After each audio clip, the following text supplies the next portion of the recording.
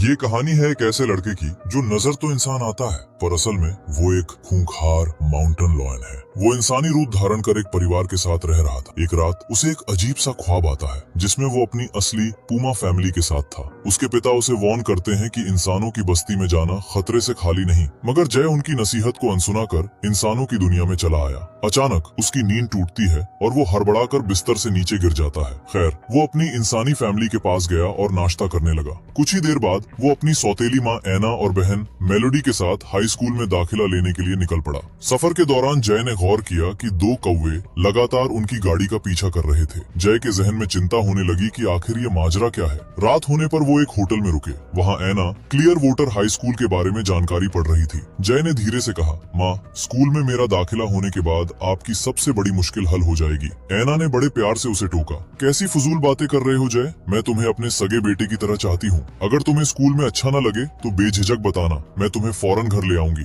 उसने जय को गले लगा लिया जिससे जय के दिल को थोड़ा सुकून मिला। आधी रात के सन्नाटे में कुछ आहटें हुई जिससे जय की आंख खुल गई। उसने खिड़की से बाहर झांका तो देखा कि 4 भेड़िए एक माइन सेफ्टी साइट के अंदर दाखिल हो रहे थे। जय ने उन्हें नजरअंदाज किया और दोबारा सो गया। अगले दिन वे क्लियर वाटर हाई स्कूल पहुंच गए। वहाँ जय ने जो देखा उसने उसके होश उड़ा दिए। वही दो कौवे अचानक इंसानी शक्ल में बदलकर स्कूल के अंदर चले गए। जय ये मैजिक देख दंग रह गया। स्कूल की प्रिंसिपल लीसा जय और उसके परिवार को अपने दफ्तर ले गईं। उन्होंने सवाल किया, क्या आप जय के असली माँ बाप के बारे में कुछ जानती हैं? एना ने बताया, हमें उसके असली माता पिता के बारे में कोई इल्म नहीं। ये मुझे पुलिस स्टेशन में मिला था। इसके कपड़े तार तार थे और इसे अपना नाम तक याद नहीं था। मैं बाल कल्याण संस्था में काम करती हूँ, इसलिए इसकी हालत देख मैंने इसे अपने परिवार का हिस्सा बना लिया। एना ने आगे कहा, मैं इसे घर पर ही पढ़ा रही थी, पर अब इसका स्कूल जाना जरूरी है। इसका कोई दोस्त नहीं है और कल ही इसने अपने बड़े भाई मेल्टन से लड़ाई की। मेलोडी ने बीच में टोकते हुए कहा,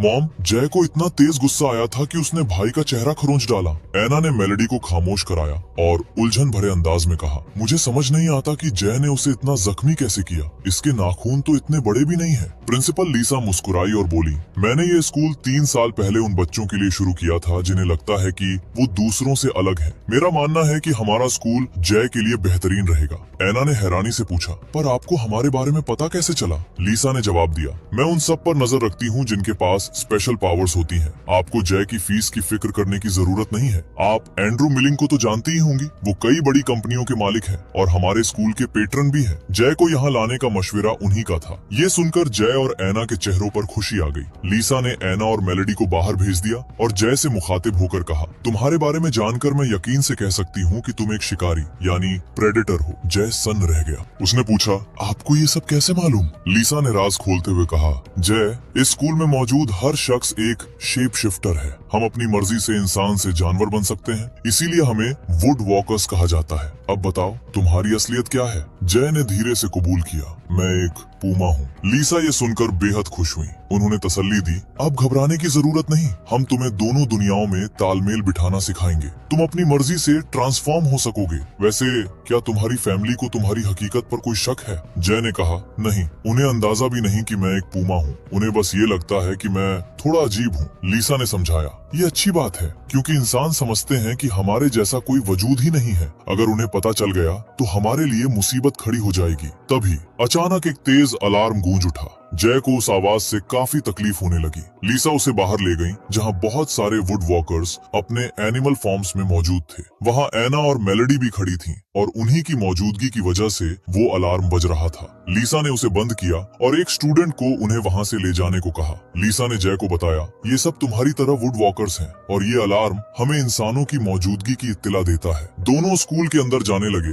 तभी जय गलती से जेफरी के दोस्त से जा टकराया। वो चारों भेड़िए थे और उनकी नजरों में जय के लिए कोई हमदर्दी नहीं थी। जेफरी जो एक भेड़िया था, अपनी फितरत के मुताबिक जय को डराने की कोशिश करने लगा। माहौल में कड़वाहट बढ़ गई थी। जय ने भी ईंट का जवाब पत्थर से देने के लिए अपने तेज नाखून बाहर निकाल लिए। दोनों के बीच जंग छिड़ने ही वाली थी कि तभी प्रोफेसर जेम्स ने दखल दिया और मामला शांत कराया। एना ने फिक्रमंदी से जय से पूछा, बेटा, क्या तुम्हें ये स्कूल पसंद आया? क्या तुम यहाँ रुकना चाहोगे? जय अपनी शक्तियों पर महारत हासिल करना चाहता था, इसलिए उसने क्लियर वाटर स्कूल में रुकने का फैसला कर लिया। उसी वक्त वहाँ एंड्रू मिलिंग आ गए। एना और मेलोडी जय को भारी मन से अलविदा कहकर वहाँ से रुखसत हो गईं। प्रिंसिपल लिसा जय को एंड्रू के पास ले गईं। एंड्रू ने उसकी आंखों में झांकते हुए पूछा, क्या तुम्हें पुमा की आजाद जिंदगी पसंद नहीं आई जो तुम इंसानों की इस भीड़ भाड़ वाली दुनिया में चले आए? जय ने ईमानदारी से जवाब दिया, मुझे अपनी वो जिंदगी अजीज थी, मगर मेरे दिल में एक अजीब सा खालीपन था। मैं इंसानों के रहन सहन को करीब से देखना चाहता था, बस इसीलिए यहाँ चला आया। लिसा ने जय को उसके कमरे की तरफ ले जाते हुए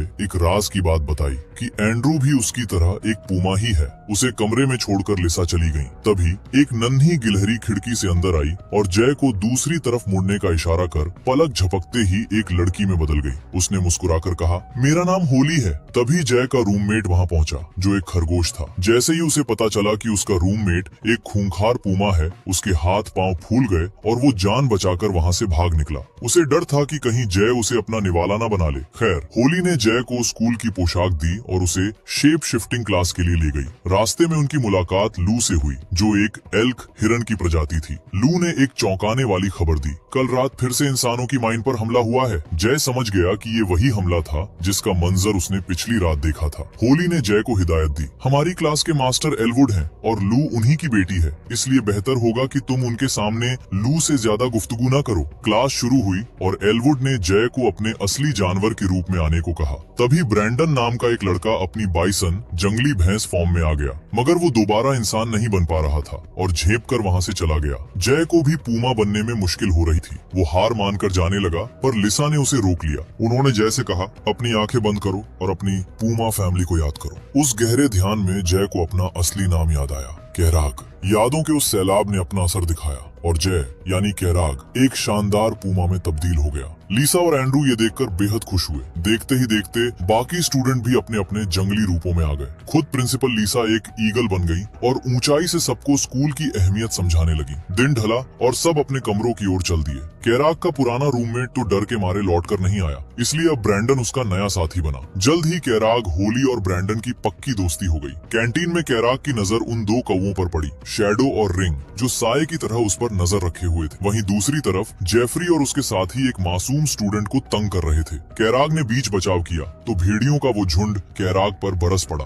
तभी प्रोफेसर जेम्स वहाँ आए और उन्हें डांट कर भगाया। उन्होंने कैराग को समझाया, एक शिकारी कभी दूसरे बेगुनाह को चोट नहीं पहुँचाता। जेफरी भले ही तुम्हारा दुश्मन हो, पर तुम इस तरह खुलेआम उनसे नहीं लड़ सकते। तुम्हें कोई भी मदद चाहिए हो तो मुझ तक चले आना। अगली क्लास फाइटिंग की थी। एंड्रू खुद कैराग का हुनर देखने वहाँ मौजूद थे। एक छात्रा ग्रिजली बियर के रूप में रिंग में उतरी। टीचर ने पहले ब्रैंडन को भेजा, पर वो डर के मारे मैदान छोड़कर भाग गया। अब बारी कैराग की थी, मगर उसका शरीर उसका साथ नहीं दे रहा था। एंड्रू ने उसे एक खास पोटली सूंघने को दी। उसकी खुशबू ने कैराग के अंदर के जानवर को जगा दिया। वो पूमा बना और बड़ी फुर्ती से उस भालू को जख्मी कर शिकस्त दे दी। एंड्रू कैराग की काबिलियत के कायल हो गए और बोले, कैराग, मैं तुम्हारा मेंटोर बनना चाहता हूँ। कैराग की खुशी का ठिकाना न रहा और उसने फौरन हामी भर दी। जाते जाते एंड्रू ने वही पोटली कैराग को तोहफे में दे दी। तभी जेफरी ने आकर उसे ललकारा, अगर वाकई हिम्मत है तो आज रात स्कूल से दूर मेरा मुकाबला करो। अगर तुम जीत गए तो हम तुम्हें दोबारा कभी परेशान नहीं करेंगे। रात के अंधेरे में कैराग, होली और ब्रैंडन के साथ तय की हुई जगह पर पहुंचा।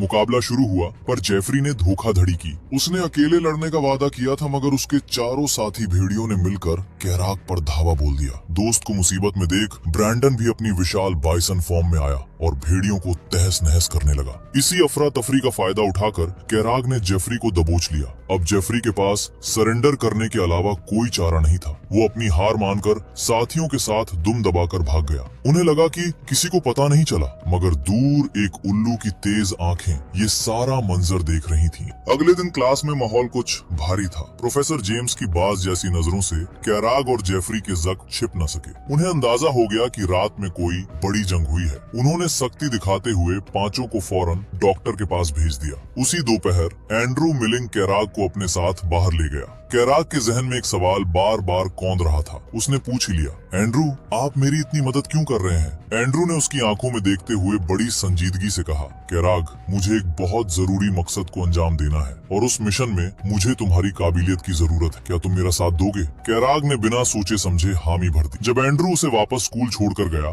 तो होली और ब्रैंडन ने उससे सवाल पूछने की कोशिश की, मगर कैराग खामोश रहा। वो चुपके से लू के पीछे निकल गया, जो जंगल के बीचों बीच वुड वॉकर्स काउंसिल की गुप्त मीटिंग पर नजर रखे हुए थी। लू ने फुसफुसाते हुए बताया, काउंसिल को शक है कि क्लियर वोटर स्कूल के कुछ छात्र इंसानों पर हमला करने की फिराक में है, इसीलिए ये हंगामी मीटिंग बुलाई गई है। तभी वहाँ प्रिंसिपल लीसा आ गई। इससे पहले कि काउंसिल की नजर इन पर पड़ती, दोनों वहाँ से दबे पांव भाग निकले। रास्ते में कैराग ने अपना शक जाहिर किया। स्कूल आने से पहले मैंने जेफरी और उसके साथियों को एक माइन में घुसते देखा था। यकीनन वो लोग ही इंसानों के खिलाफ कोई साजिश रच रहे हैं। इन बातों के बाद कैराग एंड्रू के साथ शिकार पर निकल गया। दोनों पूमा के रूप में जंगल की खाक छान रहे थे कि तभी उनकी नजर एक शिकारी पर पड़ी। एंड्रू के लहजे में तलखी आ गई। अगर मैं एक वुड वॉकर न होता तो इस शिकारी का काम तमाम कर देता, पर मुझे पूरी स्कूल की सलामती का सोचना पड़ता है। खैर, तुम इन बातों को छोड़ो और अपने शिकार पर ध्यान लगाओ। सामने एक हिरन थी। कैराग ने दबे पांव उसका पीछा किया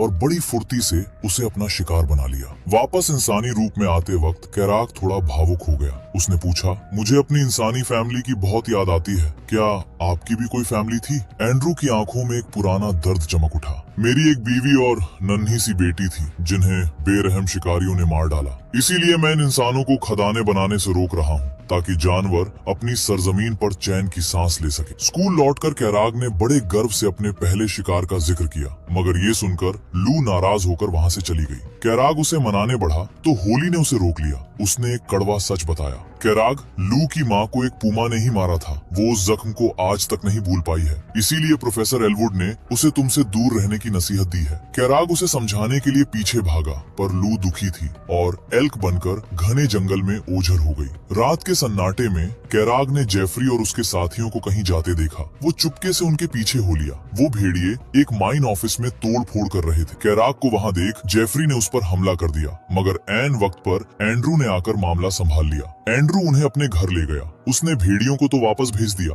पर कैराग को वहीं रोक लिया। उसने अपनी बीवी और बेटी की तस्वीर दिखाते हुए बड़े दुखी मन से कहा, देखो कैराग, एक शिकारी ने इन्हें मारकर इनकी लाशों को ट्रॉफी की तरह सजाया था। इंसानों के दिल में हमारे लिए कोई जगह नहीं है। वो अपने मुनाफे के लिए जंगलों को शमशान बना रहे हैं। तुम्हें पता है, इंसानों ने आजाद परिंदों से कहीं ज्यादा मुर्गियों को पिंजरों में कैद कर रखा है। उसने आगे कहा, काउंसिल पिछले 50 सालों से उन्हें समझाने की कोशिश कर रही है, पर कुछ नहीं बदला। मैं चाहता हूँ कि तुम मेरे इस मिशन का हिस्सा बनो। मैं वादा करता हूँ कि हम किसी इंसान की जान नहीं लेंगे। कैराग उलझन में था। उसने संभल कर जवाब दिया, मैं अभी इन सब बातों को पूरी तरह समझ नहीं पाया हूँ। मुझे थोड़ा वक्त चाहिए। वहाँ से लौटकर वो होली और ब्रैंडन के पास पहुँचा। होली ब्रैंडन को एक पेड़ के तने के पास ले गई थी ताकि वो अपनी ताकत की प्रैक्टिस कर सके। जोश में आकर ब्रैंडन ने बाइसन बनकर तने को ऐसी टक्कर मारी कि वो सड़क की तरफ जा गिरा। इत्तेफाक से एना और उसकी फैमिली कैराग से मिलने आ रही थी। ब्रैंडन की टक्कर से उनकी गाड़ी का एक्सीडेंट हो गया। उसी टूटी हुई कार के साथ एना स्कूल पहुंची। मेलेडी ने कैराग को उस रहस्यमयी बाइसन और कार के बारे में बताया,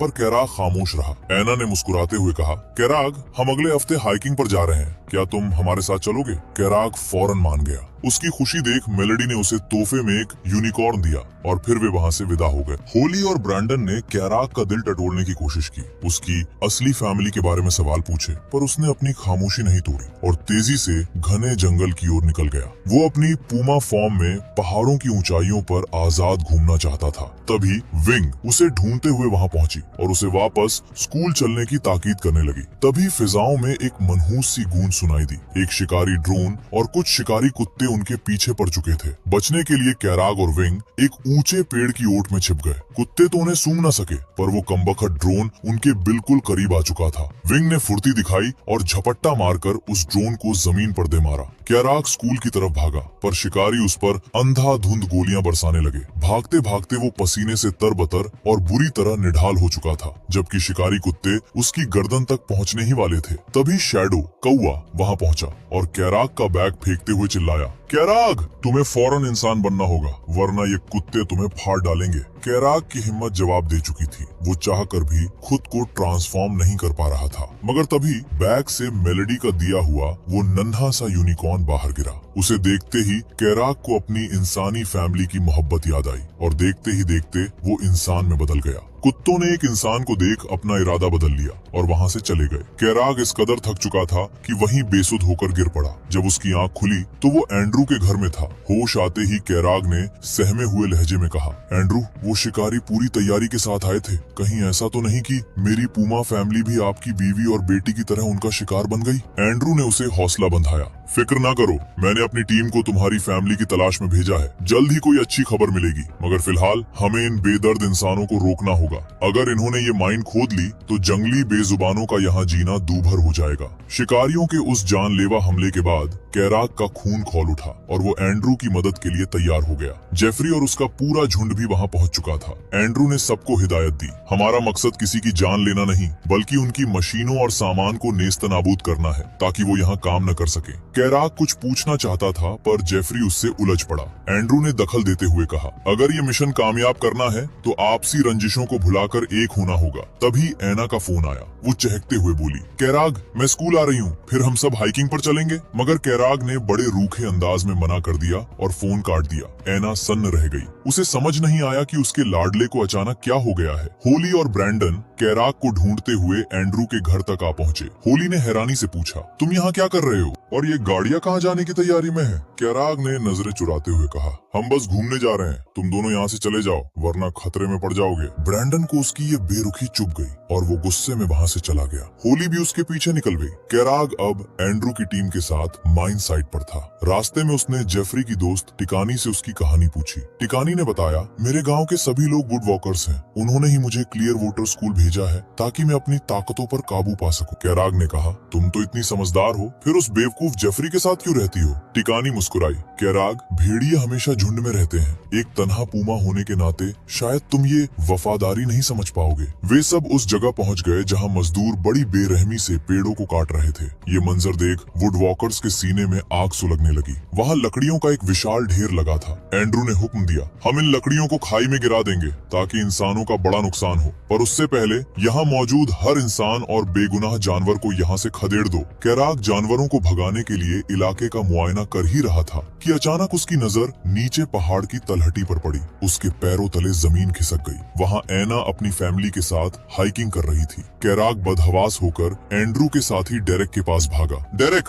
रुको, ये मिशन अभी रोक दो। मगर भेड़ियों ने अपना काम शुरू कर दिया था। डेरेक ने बेरुखी से कहा, अब बहुत देर हो चुकी है कैराग, मिशन नहीं रुकेगा, तुम अपनी जज्बाती बातों को छोड़ो और सिर्फ अपने काम पर ध्यान दो। कैराग के हाथ पांव फूल गए थे। उसने फौरन एंड्रू को फोन लगाया और गिड़गिड़ाते हुए कहा, एंड्रू रुको, मेरी इंसानी फैमिली ठीक उसी पहाड़ी के नीचे है, अगर ये लकड़ियां गिरी तो उनकी जान चली जाएगी, खुदा के वास्ते ये मिशन अभी रोक दो। मगर एंड्रू के दिल में तो जहर भरा था। उसने बड़ी बेरहमी से झूठ बोला, घबराओ मत कैराग, मुझे सब पता है, उन्हें कुछ नहीं होगा, और हाँ याद रखना वो तुम्हारे सगे नहीं है। ये कहकर उसने फोन काट दिया। कैराग समझ गया कि एंड्रू की हमदर्दी महज एक दिखावा थी। वहाँ भेड़ियों ने दहशत फैलाकर वर्कर्स को भगा दिया था। डेन ने अपनी कार से रस्सियां बांधकर लकड़ियों को खाई में धकेलना शुरू कर दिया। कैराग ने उसे रोकने की बहुत कोशिश की, पर वो नहीं माना। तभी ऐन मौके पर ब्रैंडन मसीहा बनकर आया। उसने अपनी विशाल बाइसन फॉर्म का इस्तेमाल किया और अपनी पूरी ताकत लगाकर उस चलती हुई गाड़ी को रोक दिया। वहीं आसमान में शैडो और विंग मंडरा रहे थे। उन्हें देखकर जेफरी की रूह कांप गई। उसे लगा कि अगर प्रिंसिपल लीसा को इस साजिश की भनक लग गई तो वे सबको स्कूल से निकाल बाहर करेंगी। वो डरपोक अपने साथियों के साथ दुम दबाकर वहाँ से भाग निकला, मगर टिकानी नहीं भागी। वो कैराग की मदद के लिए वहीं रुक गई। ब्रैंडन अकेली जान उस भारी गाड़ी को रोकने में जूझ रहा था, जिसे देख कैराग ने फुर्ती से टायर के नीचे एक लकड़ी फंसा दी।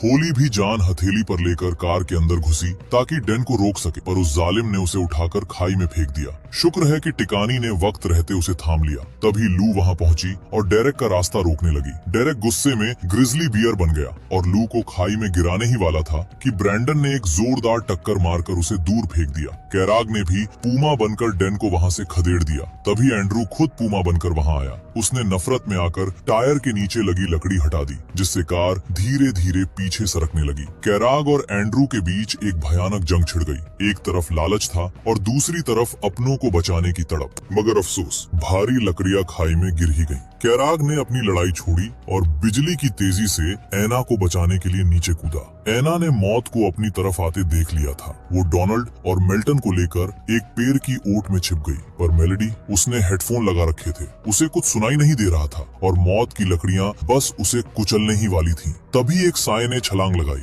कैराग ने अपनी जान की परवाह न करते हुए मेलेडी को खींच लिया। अपनी बेटी को सही सलामत देख एना की आंखों में खुशी के आंसू आ गए। मेलेडी ने उस पूमा की तरफ इशारा किया, पर किसी ने उसकी बात पर यकीन नहीं किया। लू, होली और ब्रैंडन बदहवास होकर कैराग को ढूंढने लगे। वो खाई में लहूलुहान पड़ा था। उन्हें लगा कि उनका दोस्त अब नहीं रहा, पर कैराग चट्टान का बना था। उसे सिर्फ चोटें आई थीं। वो इंसान में बदला और एना के पास पहुंचा। तभी वहां एंड्रू भी आ धमका। उसने चेहरे पर शरीफों वाला मुखौटा ओढ़ा और एना से कहा, मैं कैराग का मेंटोर हूँ। हम यहाँ सैर पर आए थे। शुक्र है खुदा का कि आप सब महफूज हैं। अपनी छवि सुधारने के लिए उसने एना की फैमिली को हेलीकॉप्टर से अस्पताल भिजवा दिया। जाते जाते उसने कैराग के कान में जहर घोला। अगर तुम ऐसे ही इंसानों के लिए अपनी जान दांव पर लगाते रहे तो कभी असली वुडवॉकर नहीं बन पाओगे, कैराग ने जवाब दिया। मैं एक असली वुडवॉकर हूँ एंड्रू। आपकी और मेरे पिता की सोच गलत है। मेरा मानना है कि हम अपनी दोनों पहचानों के साथ दोनों दुनियाओं में खुश रह सकते हैं। एंड्रू ने अपनी हार छिपाते हुए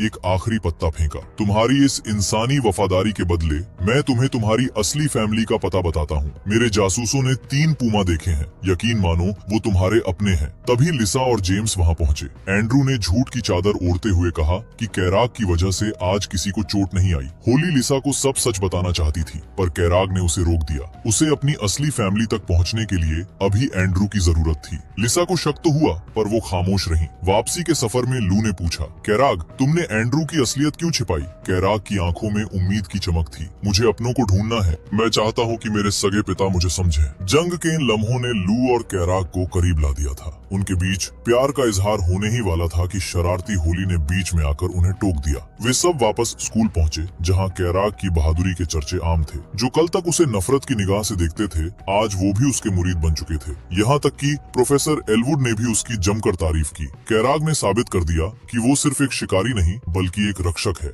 ऐसी ही और भी दिलचस्प और सिनेमैटिक